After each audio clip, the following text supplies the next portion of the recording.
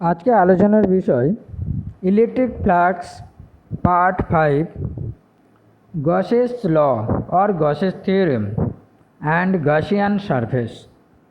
এই চ্যাপ্টারে বা এই ভিডিওতে গাউসীয় উপপাদ্য সম্পর্কে দু একটা আলোচনা এবং গাউসীয় তল সম্পর্কে একটা স্বচ্ছ ধারণা দেওয়ার চেষ্টা করব। তো প্রথমে আমরা প্রশ্ন আকারে একটু এগোবো যাতে বুঝতে সুবিধা হয়। গাউসীয় উপপাদ্য কেন এলো না, একটা ইলেকট্রিক চার্জ আছে, সেই চার্জের চারিদিকে একটা ইলেকট্রিক ফিল্ড সৃষ্টি হয় এবং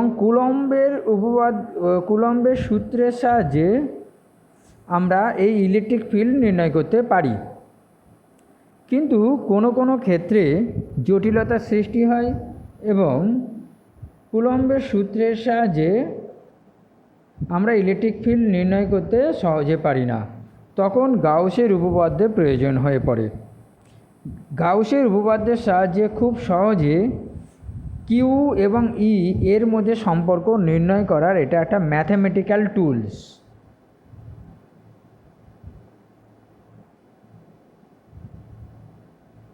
ঠিক আছে, এটা একটা mathematical tools to find out relation between Q and E. Clear? আচ্ছা, তাহলে আমরা সরাসরি একটু প্রশ্ন উত্তরে চলে যাচ্ছি। এই যে গাউসীয় উপপাদ্য কখন এবং কেন প্রয়োজন হয়, এর তো একটা কারণ থাকতে পারে। তো প্রশ্নটা হচ্ছে গাউসীয় উপপাদ্য কখন ও কেন প্রয়োজন হয়। আমি এখানে অলরেডি বলেই দিয়েছি যে ক্ষেত্রে কুলম্বের সূত্র প্রযোজ্য হয় না বা ব্যবহার করা যায় না সরাসরি, তখন গাউসীয় উপপাদ্য ব্যবহার করা হয়। আর কেন প্রয়োজন হয় না, কিউ এবং ই এর মধ্যে রিলেশন নির্ণয় করার জন্য। যে সকল ক্ষেত্রে তড়িৎ ক্ষেত্র প্রাবল্য ই নির্ণয় করতে কুলম্বস ল বা বহু আধানের উপরিপাতের নীতি প্রয়োগ করা সম্ভব হয় না, সে সকল ক্ষেত্রে গসেস থিওরেম বা ল অর্থাৎ সূত্র প্রয়োগ করে খুব সহজেই ইলেকট্রিক ফিল্ড নির্ণয় করা যায়। ঠিক আছে, আর এখানে দু একটা পয়েন্ট বলে রাখা ভালো। এই থিওরেমটা হচ্ছে একটি ম্যাথমেটিক্যাল টুলস, যেটা এখানে বলে রেখেছি। আরেকটি হচ্ছে, তাহলে এটা লিখেই রাখি, mathematical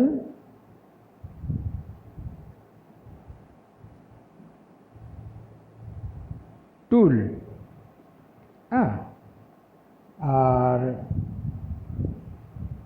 mathematical tool to find E. আরেকটি হচ্ছে alternative law of Coulomb's law, অর্থাৎ কুলম্বস ল এর বিকল্প একটা সূত্র to find out relation between Q and E. Clear? যা বললাম সেটা এখানে নোট করে দিলাম। তো কখন আমরা গাউসীয় উপপাদ্য ব্যবহার করব এবং কেনই বা ব্যবহার করব সেটা বললাম। 2 নম্বর প্রশ্ন, কোন ক্ষেত্রে এই গাউসের উপপাদ্য প্রযোজ্য, আমাদের সেটা জেনে রাখা উচিত। আমরা যেহেতু যে বিষয়টা পড়ছি সেটা হচ্ছে তড়িৎ ক্ষেত্র, তাহলে অবশ্যই 1 নম্বর হচ্ছে তড়িৎ ক্ষেত্র।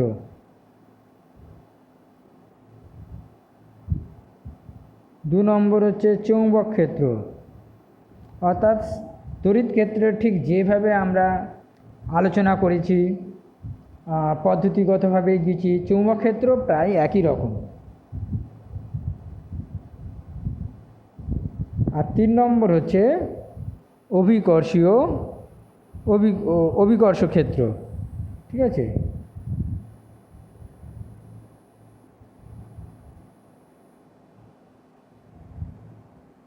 অর্থাৎ গ্র্যাভিটেশনাল ফোর্স ফিল্ড, এটা ইলেকট্রিক ফোর্স ফিল্ড, এটা ম্যাগনেটিক ফোর্স ফিল্ড, এটা হচ্ছে গ্র্যাভিটেশনাল ফোর্স ফিল্ড। এই 3টে ফোর্স ফিল্ডের সব পদ্ধতিগত প্রায় একই। ঠিক আছে, আচ্ছা, পরবর্তী প্রশ্ন, যে এই যে গাউস থিওরি আমরা পড়ছি এর তাৎপর্য কী বা এর গুরুত্বটা কোথায়, সেটা নিয়ে আলোচনা করব। অলরেডি আগেই বলেছি যে এই যে গাউসীয় থিওরেম এই যে জিটি অর্থাৎ গাউসীয় থিওরেম এ সাধারণত দুটো বিষয়ের সঙ্গে ওতপ্রোতভাবে জড়িত। একটা হচ্ছে ইলেকট্রিক ফোর্স ফিল্ড বা ইলেকট্রিক ফিল্ড, আর একটা হচ্ছে চার্জ বা আধান, এই দুটো বিষয়। এখন এই যে এই গাউসীয় তলের প্রতিটি বিন্দুতে এর মান সমান হয়। ওকে, দুটো বিষয়ের মধ্যে একটি জানা থাকলে আর একটি অজানা থাকলে সেই অজানা কোয়ান্টিটিটাকে আমরা নির্ণয় করতে পারি। ব্যাস এটুকুই, এর থেকে আর বেশি কিছু না। ওকে, অর্থাৎ দুটোর মধ্যে একটা জানা থাকলে আর একটা আমরা নির্ণয় করতে পারি, এটাই এর গুরুত্ব। অর্থাৎ বদ্ধ তলের বিভিন্ন বিন্দুতে তড়িৎ প্রাবল্য জানা থাকলে, অর্থাৎ এই যে বদ্ধ তল দেখতে পাচ্ছ, প্রতিটি বিন্দুতে জানা থাকলে এই উপপাদ্যের সাহায্যে প্রাবল্য সৃষ্টিকারী আধানের পরিমাণ অর্থাৎ কিউর পরিমাণটা জানা যায়। ওকে, আর উল্টো দিক থেকে যদি কিউ জানা থাকে তাহলে এর মান জানা যায়, সেটাই এখানে লিখলাম। এবারে আরেকটি প্রশ্ন, গুরুত্বপূর্ণ প্রশ্ন, সেটা হচ্ছে এই যে তলটা এঁকেছি এর নাম হচ্ছে গাউসীয় তল বা গসিয়ান সারফেস বলা হচ্ছে। তাহলে এই গসিয়ান সারফেস কাকে বলে, ঠিক আছে, আর তার গুরুত্ব কি, এই বিষয়টা খুব ভালো করে বুঝবে, কারণ খুব দরকার। প্রশ্নটা এই, তো মনে করি এখানে একটা আধান আছে কিউ। এই কিউ আধানের জন্য চারিদিকে একটা ইলেকট্রিক ফিল্ড সৃষ্টি হয়, ঠিক আছে, ইলেকট্রিক ফিল্ড সৃষ্টি হচ্ছে। ওকে, এখন গাউসীয় উপপাদ্যের সাহায্যে কিউ এবং এদের মধ্যে একটা রিলেশন বা সম্পর্ক নির্ণয়ের জন্য একটা সমীকরণ প্রতিষ্ঠা করা হয়। তো সেইটা আমরা কিভাবে করব না, এই কিউ আধানকে কেন্দ্র করে একটা সিমেট্রিক্যাল ফিগার প্রদান করব। সিমেট্রিক্যাল ফিগার বলতে কি বোঝাচ্ছে না, কিউ আধানটা হচ্ছে একটা পয়েন্ট চার্জ, ছোট্ট একটা সর্ষের দানার মতো, সেটা যতই ছোট হোক কিন্তু একটা গোলীয় তলের গোল মানে গোলকের মতো। তাহলে এই পয়েন্ট চার্জকে কেন্দ্র করে একটা গোলক কল্পনা করব, ডট ডট ডট ডট দেওয়া হয়েছে। এই যে এটা হচ্ছে একটা বদ্ধ তল, ঠিক আছে, এই বদ্ধ তল কিউ আধানকে কেন্দ্র করে ঘিরে আছে, আর কিউ আধানের জন্য একটা ইলেকট্রিক ফিল্ড চারদিকে সৃষ্টি হয়েছে। মজার ব্যাপার, এই যে বদ্ধ তলটা দেখতে পাচ্ছ এটা কিন্তু সার্কেল নয়, এটা একটা গোলক, ফুটবলের মতন একটা গোলক। প্রতিটি বিন্দুতে এর মানটা সমান হয়। এখন গাউসীয় উপপাদ্যের সাহায্যে সরাসরি নির্ণয় করা যায় না, নির্ণয় করা যায় না। তো নির্ণয় করতে গেলে আরও একটা টার্ম দরকার, সেটা কি না, এর সঙ্গে আমরা ইলেকট্রিক ফ্লাক্সের কথা পড়েছি, যে কিউ আধান থেকে যে ইলেকট্রিক ফ্লাক্সগুলো নির্গত হয় তা এই তলের সঙ্গে লম্বভাবে নির্গত হয়। ক্লিয়ার? এই হচ্ছে ইলেকট্রিক ফ্লাক্স নির্গত হচ্ছে, আর ইলেকট্রিক ফ্লাক্স নির্গত হচ্ছে মানেই হচ্ছে ইলেকট্রিক ফিল্ডের একটা উপস্থিতি আছে।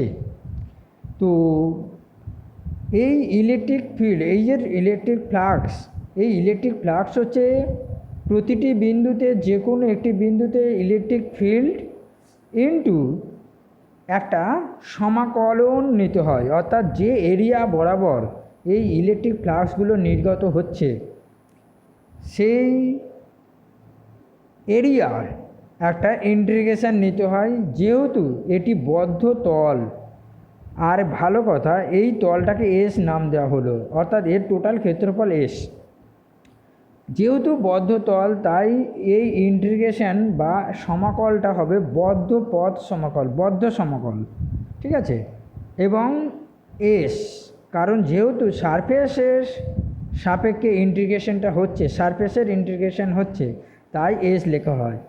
এবং কার হবে না, এখানে ডিএস, অর্থাৎ যদি এখানে আমি একটা ক্ষুদ্র অংশ নিই আর সেটার ক্ষেত্রফল হচ্ছে ডিএস, ঠিক আছে, তো এখানেও যদি একটা ক্ষুদ্র অংশ নিই সেটাও হবে ডিএস। এই রকম বিভিন্ন জায়গার ছোট ছোট ছোট ছোট সব ডিএসকে একসঙ্গে যদি ইন্টিগ্রেশন করা হয় সেটা হবে ক্লোজ অর্থাৎ বদ্ধ পদ সমাকল।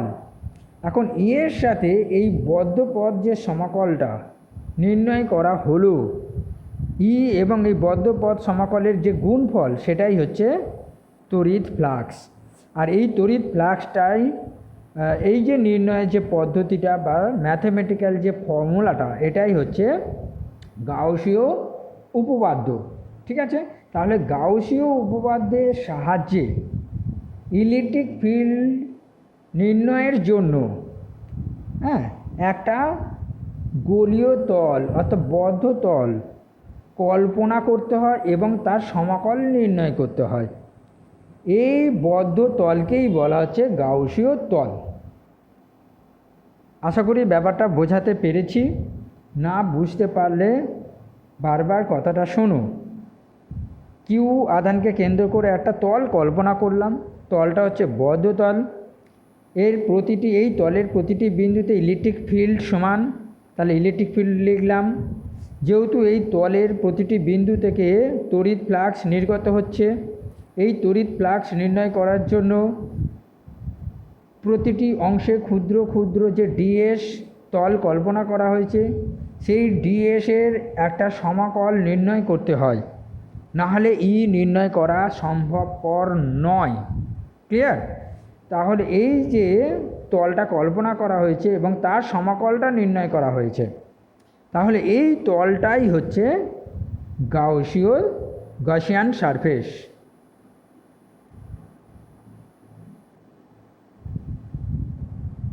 ওকে, তাহলে গাউসীয় তল কি সেটা আমি লিখে দিচ্ছি। আশা করি এই ব্যাপারটা বুঝতে পেরেছো। গাউসীয় উপপাদ্যের সাহায্যে তড়িৎ ক্ষেত্রের কোনো বিন্দুতে প্রাবল্য সহজে নির্ণয় করার জন্য একটি উপযুক্ত আকারের বদ্ধ তল, এই কথাটা বারবার লক্ষ্য করো, উপযুক্ত আকারের বদ্ধ তল। এখানে পয়েন্ট চার্জ নেওয়া হয়েছে বলে সেটা গোলকেরই একটা সমরূপ, তাই গোলক আঁকা হয়েছে। কিন্তু যদি একটা তার নেওয়া হতো তাহলে এই তারকে কেন্দ্র করে একটা চোঙ কল্পনা করা হতো, এই চোঙটাই হতো গাউসীয় তল। বিবেচনা করা হয় যা পৃষ্ঠের সমাকল অর্থাৎ ক্লোজ সারফেসের সারফেস ইন্টিগ্রাল ডিএস গণনার জন্য নেওয়া হয়, অর্থাৎ গাউসীয় ফাই নির্ণয় করার জন্য একটা সারফেস ইন্টিগ্রালের প্রয়োজন। ওকে, এই যে সারফেসটার জন্য সারফেস ইন্টিগ্রালটা করতে হলো সেই সারফেসটাকেই বলা হবে গাউসীয় তল। ক্লিয়ার? এবারে আমরা আলোচনা করব এর গুরুত্ব। আগেই বলে দিয়েছি যে প্রতিটি তলে ইলেকট্রিক ফিল্ড সমান। 2 নম্বর, প্রতিটি তলের সঙ্গে ফাই লম্বভাবে নির্গত হয়, এটাই হচ্ছে গাউসীয় তলের বৈশিষ্ট্য। তলের প্রতিটি বিন্দুতে তড়িৎ প্রাবল্য এর মান সমান হবে আর নির্গত তড়িৎ ফ্লাক্স তলের সঙ্গে লম্ব হয়। এখন আমরা একটা ছোট ছোট কনসেপ্ট নিয়ে আলোচনা করব। অলরেডি তোমরা জানো সেটা, তবুও একটা করে বলি। বদ্ধতল, এই গাউসীয় থিওরি পড়তে গেলে আমাদের অবশ্যই বদ্ধতল নিতে হবে। ঠিক আছে?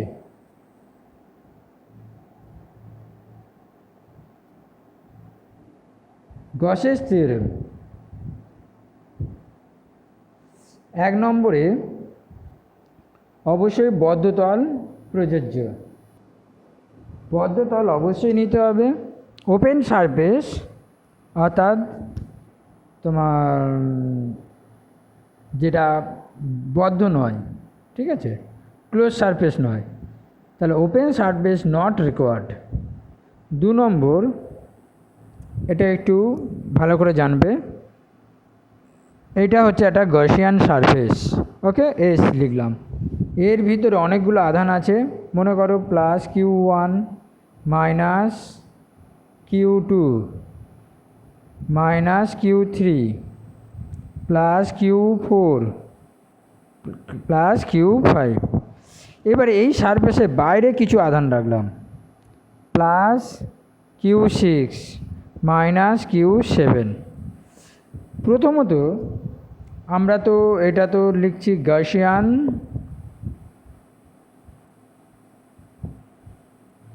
সারফেস, ওকে। তো এখান থেকে মোট আধানের জন্য তড়িৎ ফ্লাক্স নির্গত হতে থাকে। শুধুমাত্র এই বদ্ধ পথের মধ্যে, বদ্ধ সারফেস অর্থাৎ বদ্ধ তল এর ভিতরে যে সকল আধান আছে সেই আধানের দরুন তড়িৎ ফ্লাক্স নির্গত হচ্ছে। এই তড়িৎ ফ্লাক্স ফাই হবে কিউ নেট, মানে কি টোটাল যে আধান সেই টোটাল আধানের যোগফল বাই এপসাইলন, যদি মাধ্যমটা এপসাইলন এর মধ্যে থাকে। আর যদি ফ্রি স্পেস হয় তাহলে এপসাইলন নট হবে। আমি ফ্রি স্পেস করছি। এই সিস্টেমটা ফ্রি স্পেসের মধ্যে আছে, তাহলে টোটাল আধান কী হবে?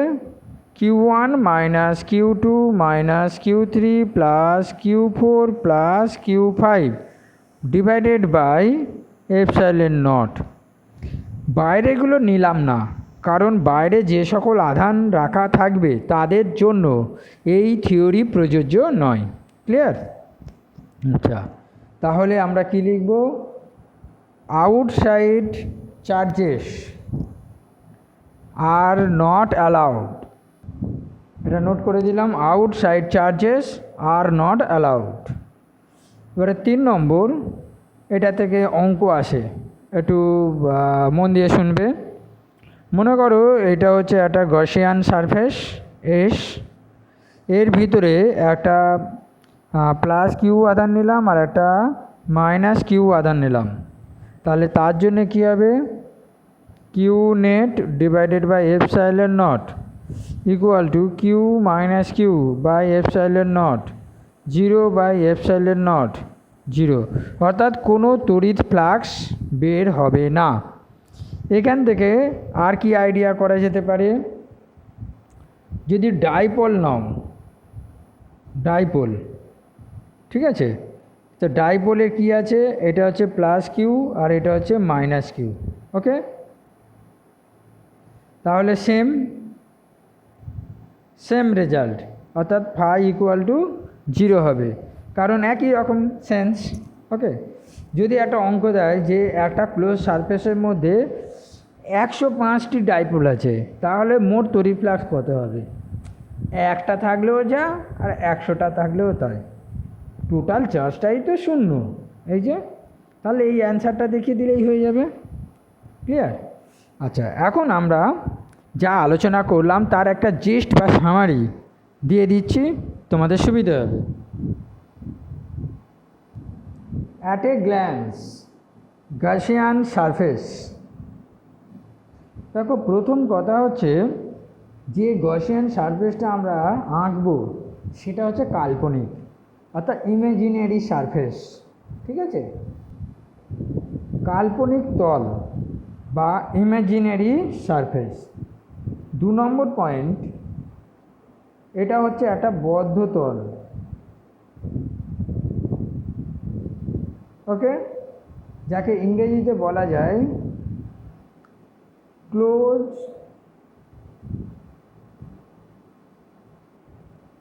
সারফেস, ওকে, ক্লোজ সারফেস। এটা অবশ্যই ক্লোজ সারফেস হতে হবে। 3 নম্বর, বদ্ধ তলে প্রতিটি বিন্দুতে ক্ষেত্র প্রাবল্য ই সমান হয়। এটা আগেও বলেছি, এটা পয়েন্ট হিসাবে রাখছি। বদ্ধ তলে প্রতিটি বিন্দুতে ক্ষেত্র প্রাবল্য সমান হয়। এবার হচ্ছে 4 নম্বর পয়েন্ট, বদ্ধ তলের প্রতিটি বিন্দুতে নির্গত ফ্লাক্স তলের সাথে লম্ব হয়। বদ্ধ তলের প্রতি বিন্দুতে নির্গত ফ্লাক্স লম্ব হয়। ক্লিয়ার? আর 5 নম্বর যে পয়েন্ট, এই 5টা যে পয়েন্ট বলছি, এই 5টা পয়েন্টই মূল বক্তব্য, ওকে।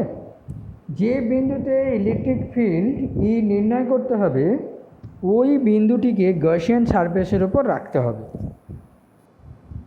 তাহলে যে বিন্দুতে ই নির্ণয় করতে হবে ওই বিন্দুকে গসিয়ান সারফেসের উপর রাখতে হবে। তো এই হচ্ছে মেন 5টা পয়েন্ট আমরা আলোচনা করলাম। আর বাকি যে 3টে পয়েন্ট আলোচনা করব সেগুলো পরবর্তীকালেও আসবে, তাই আগাম একটু আলোচনা করে রাখছি। এখন যে আমরা কি ধরনের গসিয়ান সারফেস চয়েস করব এটা আলোচনা করব। কি ধরনের গসিয়ান সারফেস কল্পনা করব এই হচ্ছে আলোচনার বিষয়।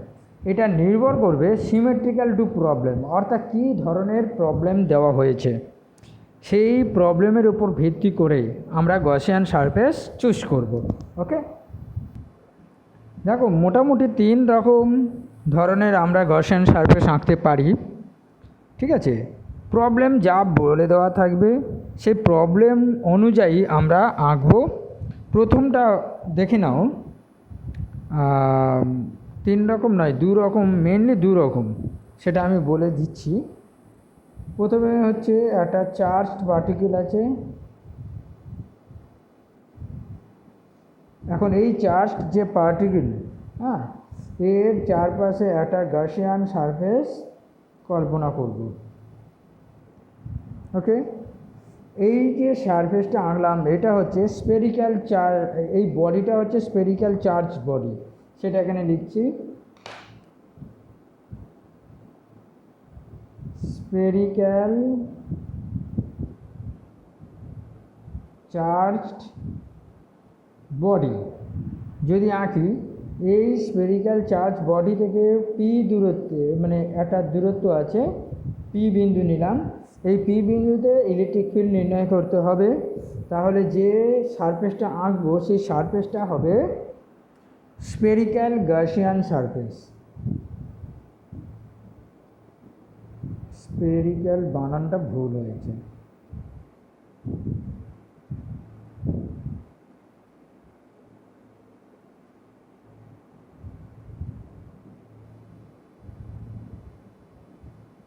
ওকে, একটা স্পেরিক্যাল চার্জড বডি, একটা ছোট বল নিলাম মেটালের, সেটা ধনাত্মক আধানে আহিত। তাহলে তার চারিদিকে যে গসিয়ান সারফেসটা আঁকবো সেটা হবে স্পেরিক্যাল গসিয়ান সারফেস। ওকে, আচ্ছা, যদি আমরা কোনো চার্জড পয়েন্ট চার্জ নিই, তাহলে এই যে বডিটা নিচ্ছি এটা হচ্ছে পয়েন্ট চার্জ। আগেও বলেছি এটা যদি পয়েন্ট চার্জ হয় তাহলে কী হবে, তার চারিদিকে যে গসিয়ান সারফেসটা হবে সেটা হবে স্পেরিক্যাল। ঠিক আছে, তাহলে এই পয়েন্ট চার্জের চারিদিকে একটা গসিয়ান সারফেস, সেটাও একই রকম হবে। সুতরাং এইটাই হবে স্পেরিক্যাল গসিয়ান সারফেস। ওকে, আচ্ছা, এরপর যেটা নেব সেটা হচ্ছে চার্জড রড। একটা রড নিলাম, লোহার রড নিলাম বা ওয়্যার অর্থাৎ তার নিলাম, সরু তার, স্ট্রেট ওয়্যার। ওকে, তো এইটা কি হবে না, তারটা আঁকলাম, চার্জ, এই তারটার টোটাল আধান এই বিন্দুতে নিয়োজিত আছে, কিউ বিন্দুতে আছে। ওকে, এখন এই যে তারটা আছে এই তারটাকে কেন্দ্র করে এটা অক্ষ ধরতে হবে। অক্ষ ধরে একটা এই কিউ বিন্দু থেকে, এই যে বিন্দুটা পয়েন্ট চার্জ, এইখান থেকে আর দূরত্বে একটা পি বিন্দু নিলাম। ঠিক আছে, এই পি বিন্দুটাকে রেখে এখানে আর ব্যাসার্ধের একটা চোঙ আঁকতে হবে, চোঙ, সিলিন্ডার, এই একটা সিলিন্ডার আঁকতে হবে। তাহলে এই যে তলটা আঁকলাম এই তলটা কিন্তু কাল্পনিক, কাল্পনিক তল, তলটা হচ্ছে কাল্পনিক। ওকে,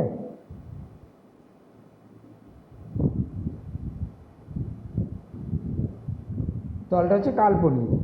এইটা হচ্ছে সিলিন্ড্রিক্যাল গসিয়ান সারফেস।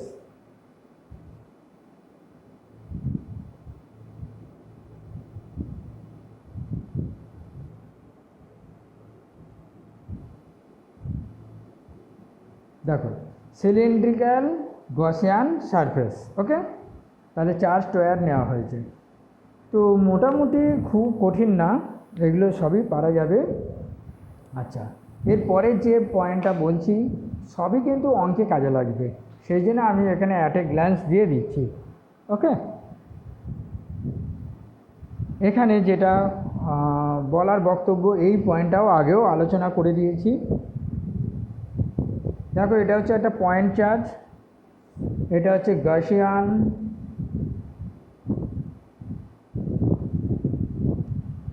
সারফেস, হয়েছে গসিয়ান সারফেস। এখান থেকে দূরত্ব হচ্ছে আর এটা একটা ক্ষুদ্র ক্ষেত্র নেওয়া হয়েছে যেটা হচ্ছে ডিএস। আচ্ছা, এই ডিএস এর অভিমুখ হচ্ছে এই দিকে, ডিএস ভেক্টর। আর ইলেকট্রিক ফিল্ডটাও একই দিকে যাচ্ছে, এই হচ্ছে ইলেকট্রিক ফিল্ড, বোঝা গেল। আর এই পয়েন্টটা হচ্ছে পি পয়েন্ট, ওকে। তাহলে এখানে কি বক্তব্য, না এই পি বিন্দুতে ডিএস এবং ই হচ্ছে পরস্পর প্যারালেল, অর্থাৎ এদের মধ্যে কোণটা হচ্ছে 0 ডিগ্রি। অর্থাৎ পি বিন্দুতে ডিএস এবং ই পরস্পর প্যারালেল, অর্থাৎ থিটা হচ্ছে 0 ডিগ্রি। তাহলে আমরা ফাই ইকুয়াল টু কী লিখতে পারি, close surface integral E dot DS equal to Q by epsilon naught, okay. এখানে একটা ওই সরু তার নিলাম, সেই সরু তারকে কেন্দ্র করে একটা আর ব্যাসার্ধের সিলিন্ডার আঁকবো। দেখো এই আর ব্যাসার্ধের একটা সিলিন্ডার আঁকলাম। এইটা হচ্ছে গসিয়ান সারফেস, মানে এস গসিয়ান সারফেস, আর লিখছি না, ওকে। আচ্ছা, এইখান থেকে আর দূরত্বে একটা ক্ষুদ্র অংশ নিলাম যার ক্ষেত্রফল হচ্ছে ডিএস, আর তার ক্ষেত্র ভেক্টর হচ্ছে ডিএস ভেক্টর, আর ই হচ্ছে ই ভেক্টর, ওকে। তাহলে এদের মধ্যে থিটার মানটা হচ্ছে 0 ডিগ্রি, ঠিক আছে। তাহলে ফাই ইকুয়াল টু কী হবে, ফাই ইকুয়াল টু এইটা হবে E dot DS equal to Q by epsilon naught, okay. এইটা হবে, অর্থাৎ এই তলের সঙ্গে লম্বভাবে বেরোচ্ছে। কিন্তু এদিকে কি আছে বলো তো, এদিকে এইটা হচ্ছে ডিএস ভেক্টর, এইটাও তো একটা তল। এই যে তলটা দেখলে এটা হচ্ছে বক্রতল, কিন্তু এই তলটা হচ্ছে সমতল, এই তলটা হচ্ছে সমতল। এই তলের ক্ষেত্র ভেক্টর হচ্ছে এই দিকে, আমি এর নাম দিলাম DS1, আর এই দিকে এরও নাম হবে DS1 ভেক্টর। ভালো করে বোঝো, এইটা হচ্ছে তল, এই যে এইরকম যে এই যে তলটা, এইটা হচ্ছে তল, ঠিক আছে। কিন্তু এই যে সিলিন্ডারের উপরে যে তলটা সমতল, এটাও হচ্ছে সমতল, তাহলে এর ভেক্টর হচ্ছে এই দিকে, কিন্তু ইলেকট্রিক ফিল্ড হচ্ছে এই দিকে। তাহলে এইটার কি হবে, এইটার ক্ষেত্রে এইটা হচ্ছে 90 ডিগ্রি, ক্লিয়ার। তাহলে ফাই কত হবে, phi equal to surface integral E dot DS equal to Q by epsilon naught equal to, বলো, যেহেতু এটা 90 ডিগ্রি তাহলে এটা হবে 0।